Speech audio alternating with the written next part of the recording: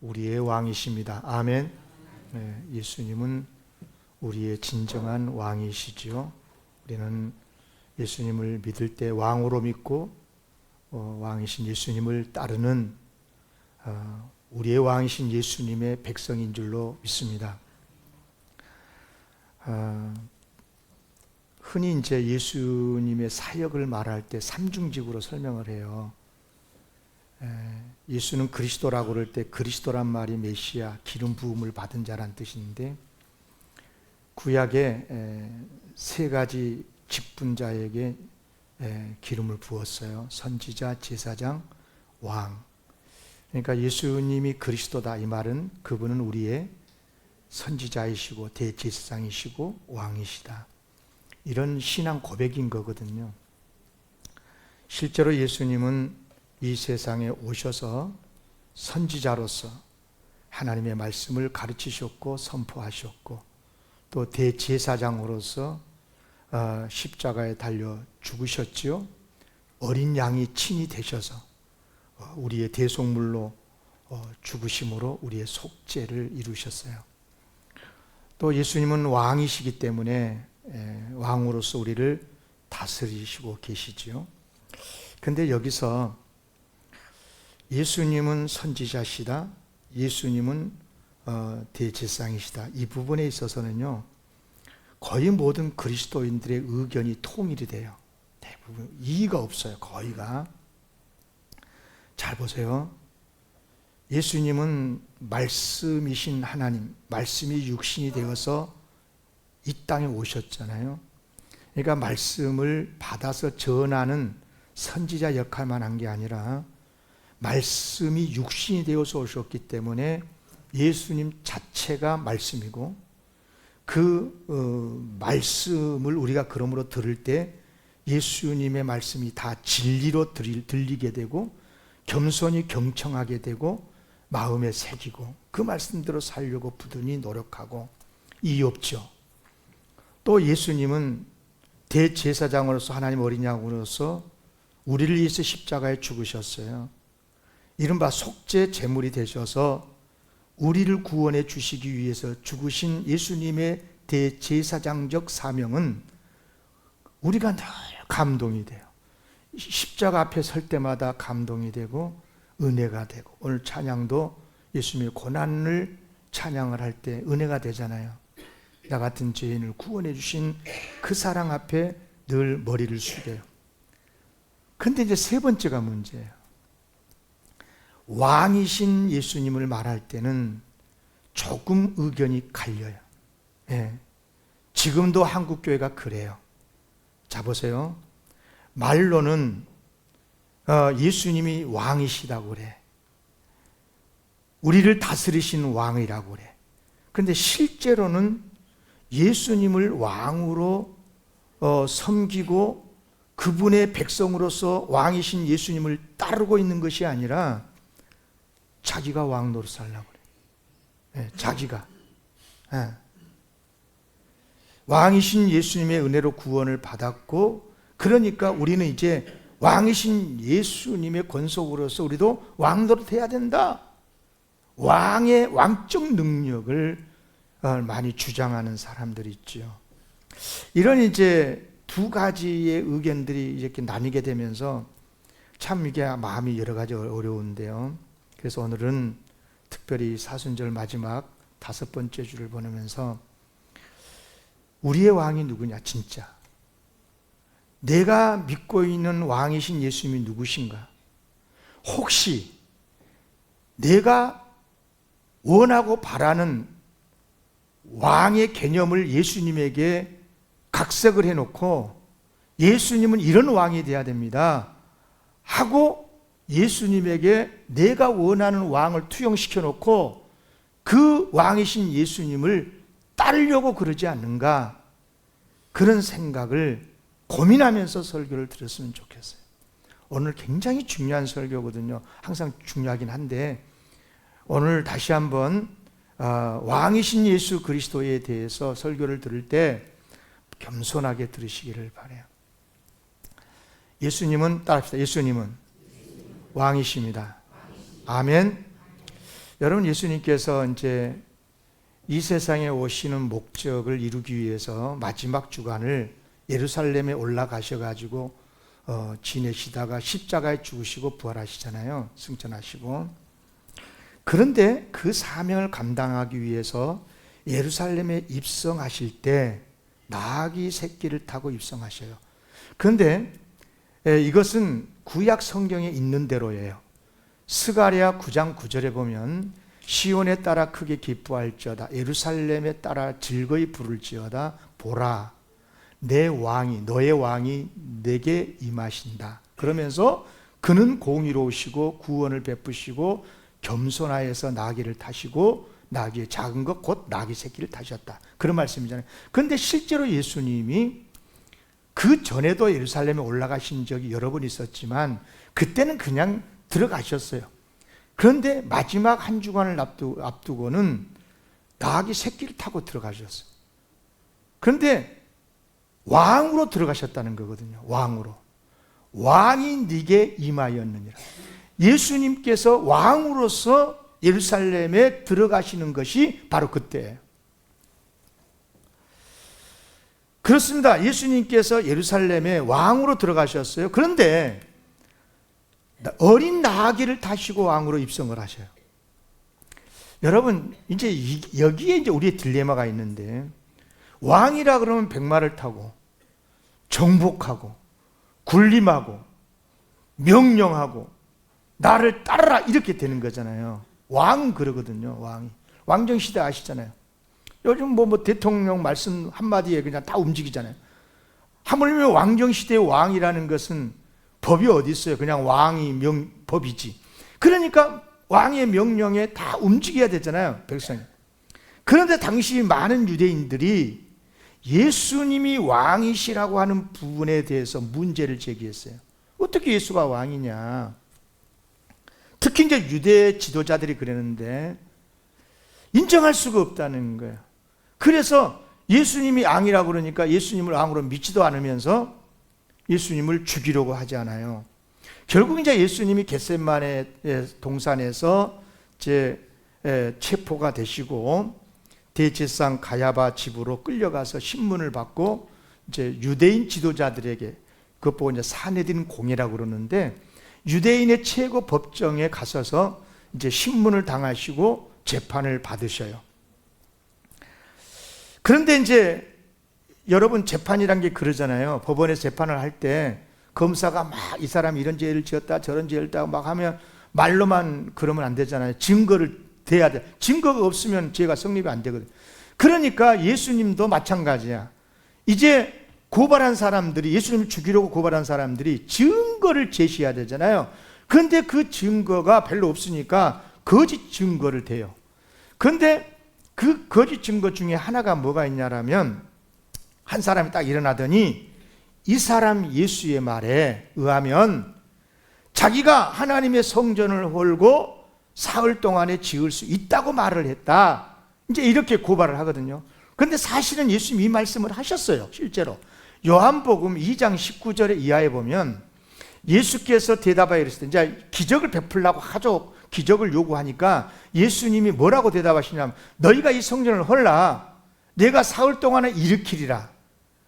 유대인들이 뭐라고 그럽니까? 그 말을 듣고, 이 성전을 46년 동안이나 지었는데 네가 어떻게 3일 동안에 일으키겠느냐 하더라. 그런데 그 다음 절이 중요해요. 그러나 예수는 지금 뭘 말씀하셨냐면, 성전된 자기 육체, 예수님의 몸을 가리켜 말씀하셨어요. 다시 말하면 내가 너희들이 나를 죽일지라도, 나를 허물지라도 3일 만에 내가 3일 만에 다시 부활하신다는 최고의 기적이 이것이다 라고 말씀하신 거거든요. 그런데 이런 말씀들을 애곡을 시켜가지고 예수님을 고발한 거죠. 그러니까 예수님 하도 어이가 없어서 그렇게 고발을 할 때는 그냥 딱 침묵했어요. 그럼 나중에는 이제 예수님 보고 너 그리스도냐? 이렇게 이제 질문을 하고 하니까 하나님의 아들 그리스도이심을 이게 침묵해버리면 안 되잖아요. 그래서 그렇게 되면 예수님의 정체성을 부인하는 것이 또 있겠다는 염려에 이렇게 명료하게 대답을 하셔요. 자, 마태복음 26장 63절 이하에 보면 예수께서 침묵하시거늘 대제사장이 이르되 내가 너로 살아계신 하나님께 맹세하게 하노니 네가 하나님의 아들 그리스도이냐. 우리에게 분명하게 말해라. 네가 하나님의 아들 그리스도가 맞냐? 그러니까 예수께서 뭘 하시냐? 네가 말하야 하느니라. 그러나 내가 너희에게 이르노니 이후에 인자가 권능의 우편에 앉아 있는 것 그리고 하늘 구름을 타고 오는 것을 너희가 보리라 하시니, 이에 대상이 자기 옷을 찢으면서 그가 신성모독하는 말을 하였으니 어찌 더 증인이 요구되겠냐? 보라, 너희가 지금 이 신성모독하는 말을 들었다. 너희 생각은 어떠하냐? 그는 사형에 해당하니라. 그리고 사형에 해당한다라고 생각을 하고 이제 예수님을 넘기는데요. 어디다 넘깁니까? 로마 총독에게 넘기죠. 로마 총독 빌라도에게. 당시 이제 유대라고 하는 나라는, 이스라엘 나라는 로마가 지배하고 있었기 때문에 최종 재판에서 판결하고 사형을 집행하고 이런 권한이 다 로마 군인에게 있었어요. 로마 총독에게. 그러니까 이제 유대 지도자들이 자기들이 어떻게 할 수가 없으니까 예수님을 사형에 해당한다라고 자기들이 판단을 하고 그리고 로마 총독에게 넘기지요. 그런데 참으로 놀라운 것은 빌라도에게 예수님을 넘길 때 제목이 기가 막혀요. 자, 오늘 본문에 나오죠. 누가복음 23장 2절에 보면 세 가지 제목으로 예수님을 넘기는데 고발하여 이르되 우리가 이 사람을 보니까 지금 산헤드린 공회에서 이렇게 판결했다. 자기들이 유대인 지도자들이 봤을 때 이렇다는 거예요. 예수님이. 첫째, 예수님은 우리 백성을 미혹했다. 둘째, 가이사에게 세금을 바치는 것을 금했다. 세금 납세 금지 운동을 했다는 거예요. 그리고 세 번째가 뭐냐? 자칭 왕 그리스도라고 했다. 이 세 가지를 가지고 고발을 한 거거든요. 다 거짓말이에요. 100% 거짓말이에요. 아니, 예수님이 언제 백성을 미혹한 적 있어요? 아니죠. 오히려 진리를 가르치시고 하나님을 잘 믿도록 하고 그렇지 않았어요? 두 번째, 가이사에게 세금 바치지 말라고 그랬어요? 아니요. 오히려 뭐라고 그랬어요? 예수님께서 이렇게 말씀했어요. 가이사의 것은 가이사에게, 하나님의 것은 하나님께 바치라. 아멘. 그러니까 세금, 아무리 우리나라를 지배하는 통치자가 로마 제국이라도 세금 바쳐라. 가이사가 로마 황제를 말하거든요. 로마 황제에게 세금 바쳐야 된다. 그리고 하나님의 것은 11조를 비롯해서 하나님께는 하나님께 바쳐야 된다라고 분명하게 가르치셨었거든요. 그러니까 헌금도 하고 세금도 내고. 그런데 그들은 뭐라고 그래 지금요? 세금 바치지 말라고 했다고 그렇게 거짓 고발을 하는 거죠. 또 하나, 자칭 왕 그리스도라고 했다는데요. 여러분, 이것도 100% 거짓말이에요. 예수님은요, 당신 스스로를 유대 지도자들이 공회에서 네가 하나님의 아들 그리스도냐? 그랬을 때는 맞아, 나 그리스도야, 하나님의 아들이야 라고는 인정을 했지만 예수님이 스스로 내가 왕이라고 말씀한 적이 없어요. 그러면 왕이라고 언제 말씀을 했느냐? 나중에 로마 총독이 최종 판결을 하려고 할 때 네가 왕이냐? 유대인의 왕이냐? 그럴 때 네 말이 옳다. 내가 유대인 왕이야. 로마 총독 앞에서 내가 왕이라고 인정을 했지 스스로가 유대인들에게나 유대인 법정에서 나는 왕이라고 말씀한 적이 없거든요. 그런데도 이들이 왜 이런 거짓말로 예수님을 고발한 것일까? 이유가 뭘 것 같아요? 딱 들어보면 알잖아요. 여러분, 이스라엘을 통치하고 있잖아요. 로마가, 가이사가 총재가 보낸 황제가 보낸 총독, 로마 총독 빌라도가 지금 유대 사회를 다스리고 있는 총독인데, 여러분 로마 총독 입장에서 볼 때요, 이 세 가지는 다 뭐예요? 아주 민감한 정치적인 이야기예요. 정치적인 이슈예요. 그렇지 않겠어요? 보세요. 여러분, 총독이 가장 중요한 사명이 뭐예요? 로마 황제가 너 이스라엘 잘 다스려? 세금 잘 내게 만들고, 데모 못 일어나게 만들고, 안전하게 잘 해야 돼. 그러니까 다시 말하면 사회의 치안이 총독의 1차 목표야. 자기 사명이에요. 반란이 일어나지 못하도록 하는 거예요. 그렇잖아요. 그런데 예수가 백성을 선동했다. 납세를 못하겠다. 스스로 왕이라고 말하면서 반란을 일으켰다. 그럼 어떻게 되는 거예요? 총독이 민감하게 반응할 수밖에 없잖아요. 그러면요. 자기 목숨 걸리는 일이잖아요, 이게요. 그러니까 예수에 대해서 굉장히 민감하게 보고 재판을 하라는 거예요. 판결을 하라는 일종의 협박이거든요. 거짓말로 고발하면서. 더 쉽게 말하면 유대의 지도자들이 자기 손에 피 묻히지 않고 로마 총독 정치인의 손을 빌려서 예수님을 죽이려고 한 거거든요. 사실은 그들이 예수님을 죽이려고 했었던 이유는 그들의 예수님에 대한 시기 질투 때문이었거든요. 자기들이 유대 사이의 지도자들이고 선지자고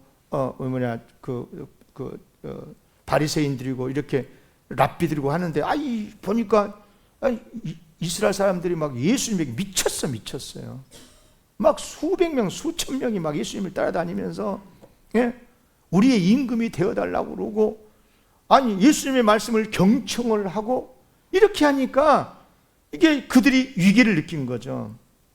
그런데도 빌라도 총독에게 고발할 때는 자기들의 그런 교묘한 악은 다 숨겨놓고 백성을 미혹했다, 납세 거부운동을 했다, 스스로 왕이라고 했다, 이렇게 하지도 않은 그런 것들을 거짓말로 고발을 한 거죠.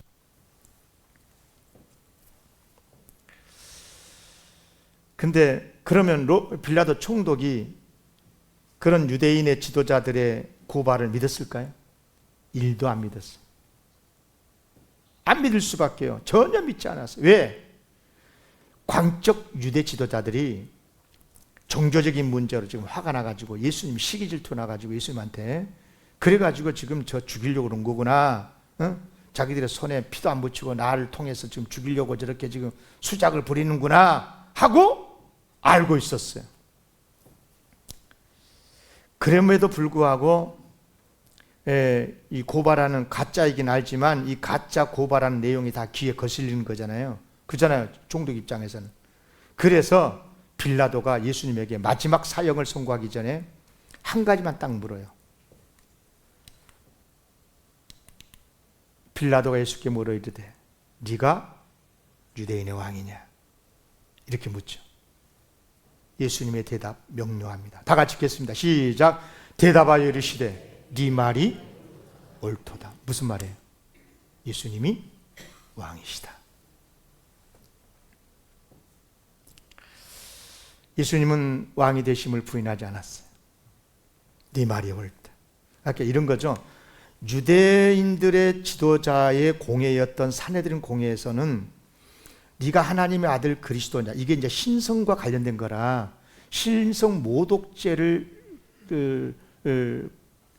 씌워서 예수님을 죽이려고 했기 때문에 네가 하나님의 아들이냐, 네가 진짜 하나님이 보내신다고 하는 그 메시아 그리스도가 맞냐, 이제 이걸 가지고 질문을 했던 거고요. 그럴 때는 예수님이 그래 맞아, 나 하나님의 아들이고 그리스도라고 대답을 했죠. 그런데 지금 세속의 총독인 빌라도가 예수님께 물을 때는 정치적으로 물은 거예요. 네가 진짜 유대인의 왕이야? 이 나라 왕은 로마 황제인데? 네가 왕이야? 이렇게 이제 물은 거죠. 그런데 여기에서도 예수님은 비켜가지 않습니다. 맞아, 네 말이 옳다. 나는 유대인의 왕이다 라고 했어요. 사실 이런 대답은요, 죽기를 각오하지 않으면 할 수 없는 말이에요. 네, 그러죠? 사실 여부를 떠나서 이건 결국 죽는 거거든요. 반란죄로 죽는 거거든요. 그럼에도 불구하고 왕이심을 부인하지 않으셨던 예수님, 내 대답이 옳도다. 그래 맞아, 내가 왕이야. 따라하겠습니다. 네 말이 옳도다. 그런데 웃긴 것은 빌라도 총독이 이런 예수님의 대답을 듣고 흥분해야 되잖아요. 뭐야? 분노해야 되잖아요. 4절. 빌라도가 대제사장과 무리에게 이르되 내가 보니 이 사람에게 죄가 없도다. 놀라운 반응이죠. 이상하지 않습니까? 왕이라 그랬잖아요. 예수님 분명히 비껴가지 않았잖아요.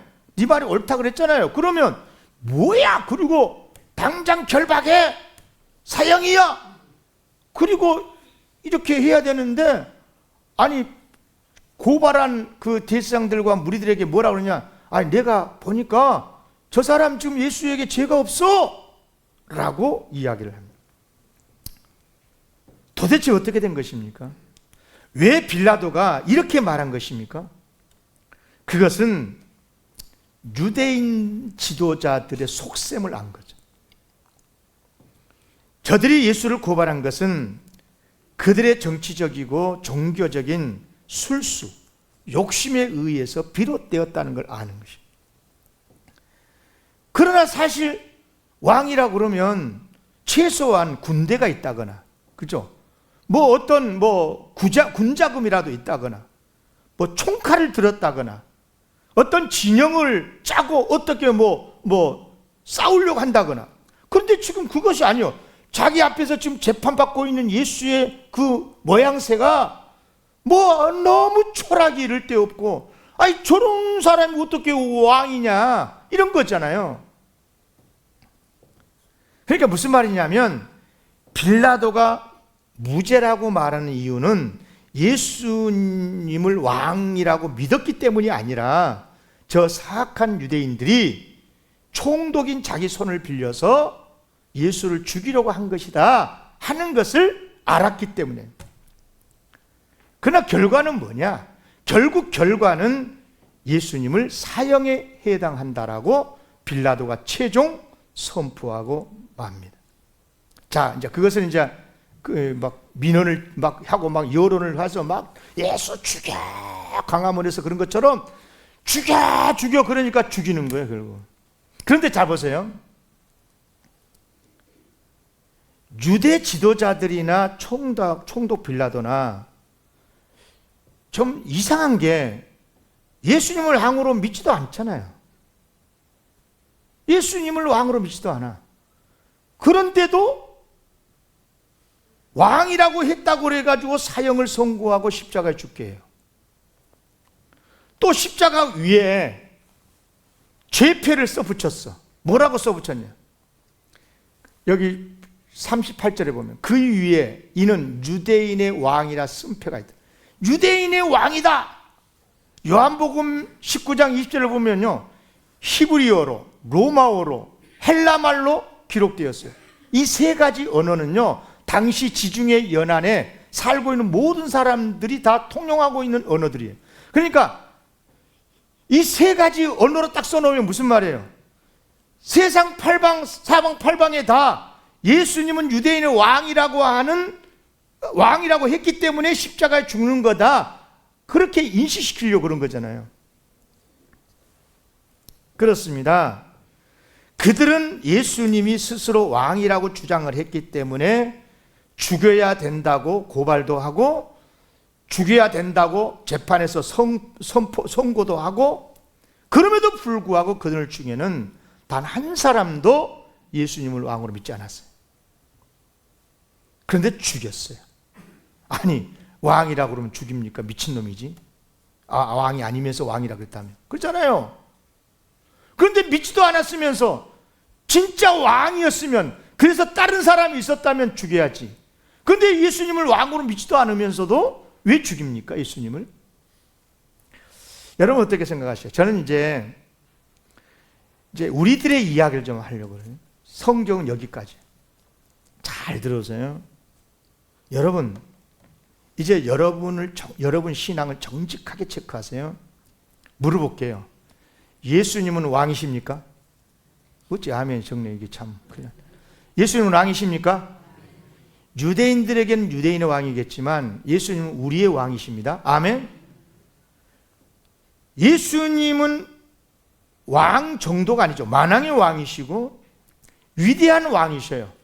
요한계시록 17장 14절에 보면 마지막 때에 싸움이 일어나는데, 큰 전쟁이 있게 되는데, 그들이 이제 예수님이 대적자들이겠죠. 어린 양과 더불어 싸우는데, 예수님이시죠.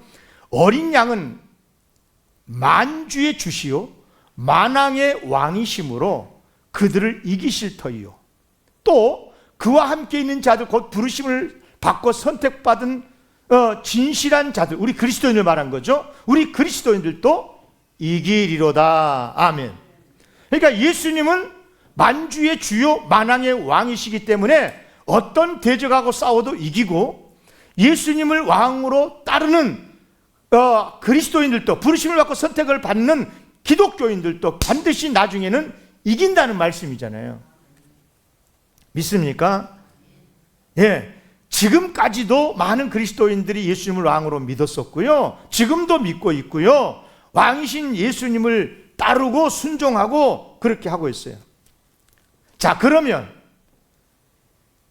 그 시대 때, 예수님 시대 때에 왜 유대 지도자들 빌라도는 예수님을 왕으로 못 믿었을까요? 안 믿었을까요? 이유는 지금의 이 시대의 사람들하고 비슷해 생각이. 이른바 예수님을 볼 때 세속적인 가치관으로 본 거예요. 예수님을 세상적인 이데올로기 개념으로 예수님을 본 거예요. 세상의 눈으로 보면요, 예수님은 왕이 아니에요. 예수님은 매우 허약하고 힘없는, 사랑이나 이야기하고 용서나 이야기하고 초라한 랍비에 불과해요. 힘없어 십자가에 죽어놓고 무슨 지가 왕이라는 거야, 이게. 이렇게 되는 거예요. 그러나 여러분, 예수님 우리의 왕이신 줄로 믿습니다. 어떤 왕이시냐? 세 가지를 말씀하는데요, 하나님 나라의 왕이십니다. 자, 보세요. 요한복음 18장 36절에 예수께서 대답하실 때, 내 나라는, 주님의 나라는 이 세상에 속한 것이 아니다. 만일 내 나라가 이 세상에 속한 것이었더라면 내 종들이, 천군 천사들 많잖아요, 싸워서 나로 유대인들에게 넘겨지지 않게 하였으리라. 이제 내 나라는 여기에 속한 것이 아니라, 이 땅의 왕이 아니고 주님의 나라는 하나님의 나라라는 거잖아요. 그러니까 예수님은 왕은 왕이신데 하나님 나라의 왕이시라는 거죠. 또 한 가지는 뭐냐면, 자, 이제 요한복음 18장 30절에 보면 빌라도가 이렇게 묻잖아. 네가 왕이 아니냐? 너 왕이냐? 그러니까 예수께서 대답하시되 명료하게 말합니다. 네 말과 같이 내가 왕이냐. 예수님 분명히 내가 왕이다라고 선언하시죠. 그러면서 뭐라냐? 내가 이를 위해서 태어났고 이를 위해서 세상에 왔다. 그러면서 진리에 대하여 증언을 함이로다. 무릇 진리에 속한 자는 내 음성을 듣느니라. 다시 말하면 예수님은 왕이신데, 따라합시다. 진리의 왕. 첫 번째는 하나님의 나라 왕이라고 그랬고, 여기 37절에서는 진리의 왕이라고 그랬어요. 따라합시다. 진리의 왕. 아멘.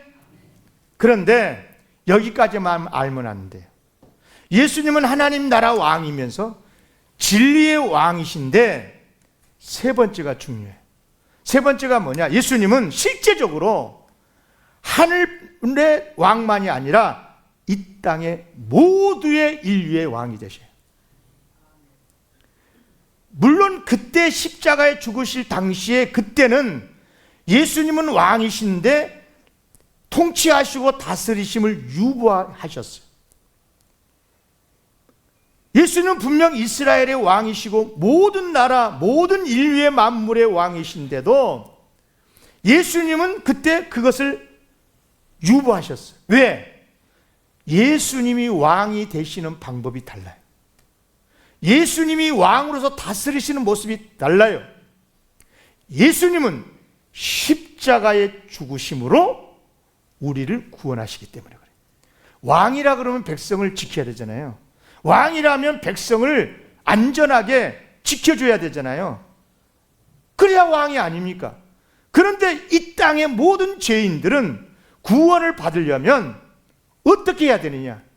이 죄인들의 죄를 용서해 주셔야 되고, 이 죄 문제를 해결해 주셔야 되고, 대속으로 죽으셔야 돼요. 그러니까 예수님이 왕이 되시는 방법은 십자가에 우리의 죄를 대신해서 다 짊어지고 죽으심으로 왕이 되셔야 했어요.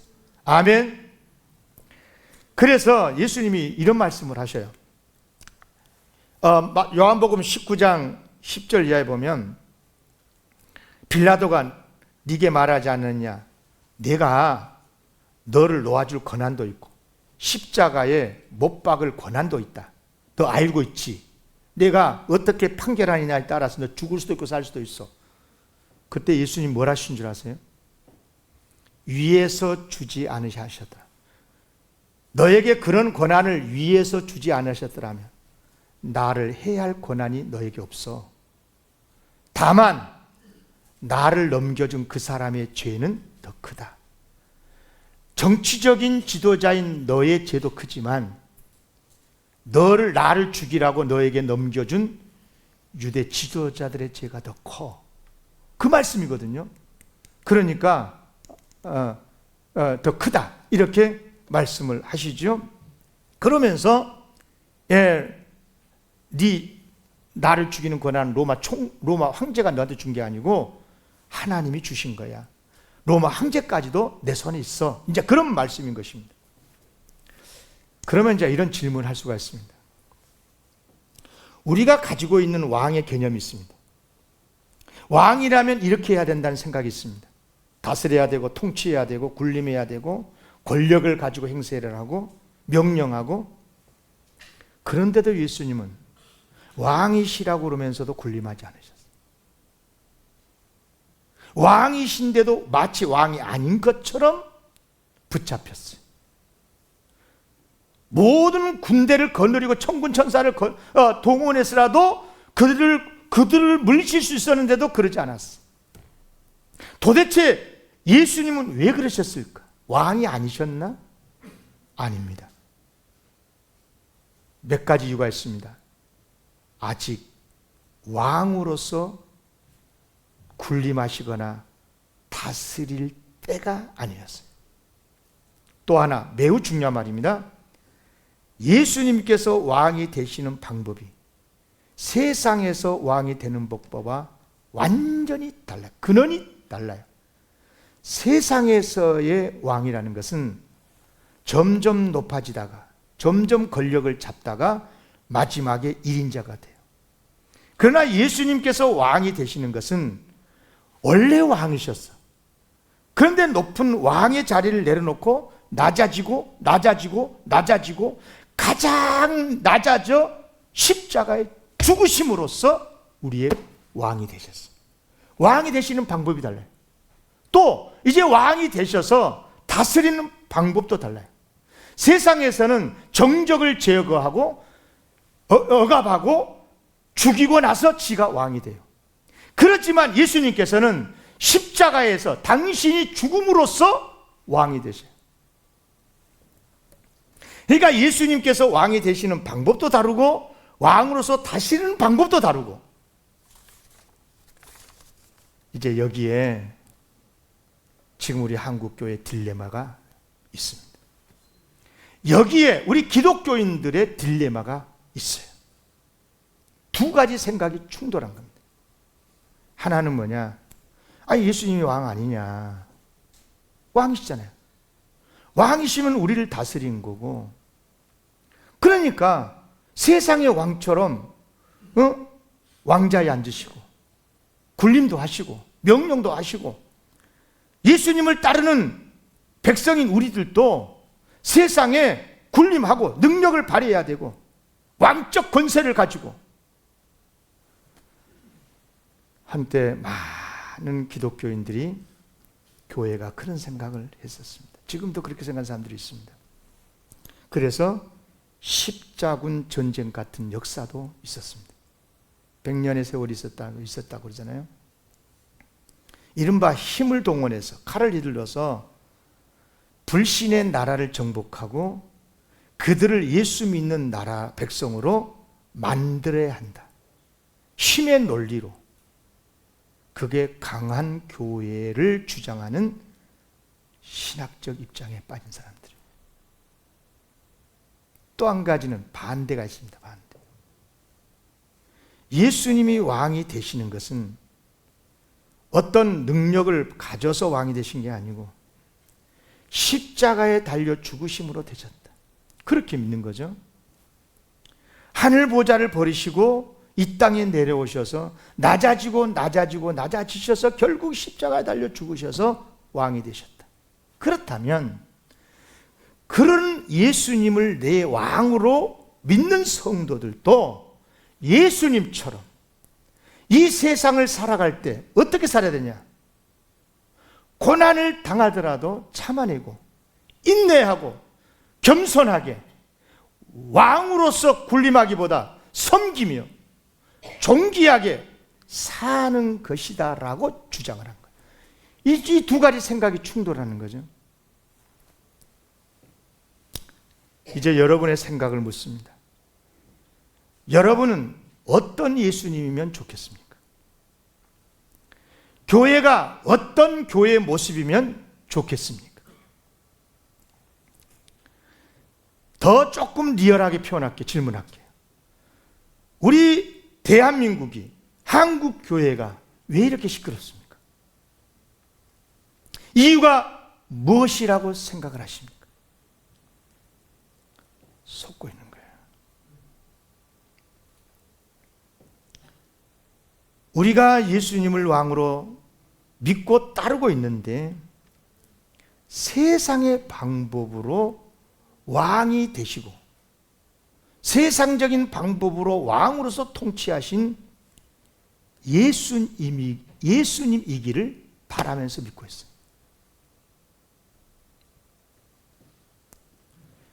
세상의 왕이 그런 것처럼 목소리 높이고 힘을 키우고 군림하고 교회를 대적한 자를 대적하고 그러면서도 이런 사순절이 되고 고난주간이 되면 예수님을 왕이라고 부르면서도 막상 십자가에 달리신 예수님 앞에 서면 뭔가 어색하고. 네. 그러니까 무슨 말이냐? 예수님의 왕된 모습하고 왕 노릇을 하고 싶은 우리의 모습이 충돌이 오는 거예요.